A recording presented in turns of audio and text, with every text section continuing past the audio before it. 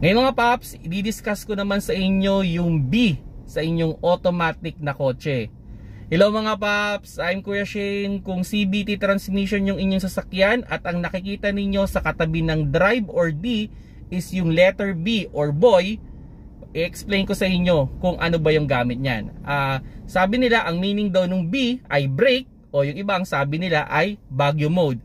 So ideal siyang gamitin kung sakaling kayo ay aahon sa sobrang tarik na kalsada or kayo ay bababa sa sobrang pababang kalsada. So ang pinaka-idea niyan, yan yung pinaka-low gear ng inyong automatic na kotse. O kung i-relate natin sa manual transmission, yan yung first gear ng ating automatic na kotse. Okay? So ang pag ginamit nyo yan, ang mapapansin ninyo, malakas yung arangkada ninyo pero ang bagal tumakbo. Kasi nga, para siyang naka first gear. So sa paahon na kalsada, pwede nyo siyang gamitin para hindi mabitin yung inyong sasakyan. Sa pababang kalsada, pwede nyo rin siyang gamitin para hindi kayo preno ng preno. Kumbaga nagkakaroon siya ng engine brake. Kasi ganito ang problema with automatic, nakabase yan sa speed, nakabase yan dun sa ating RPM para mag-shift ng gear. Ang problema, pag sakaling nagagaanan na siya sa pag-ahon, magtataas ng gear yan. Tapos pag nabigatan, biglang magda-downshift.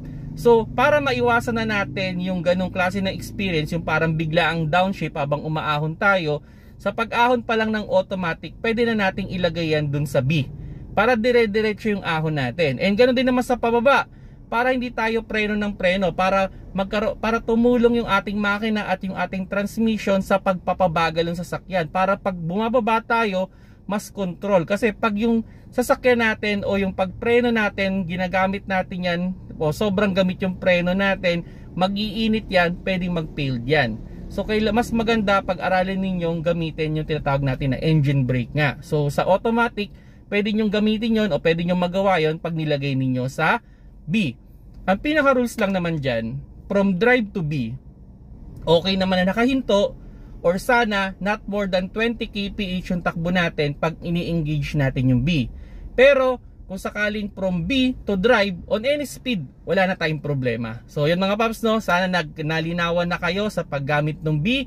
I-try ninyo gamitin para ma-experience ninyo kung paano nga ba talaga siya ginagamit o ano nga ba talaga yung use niyan.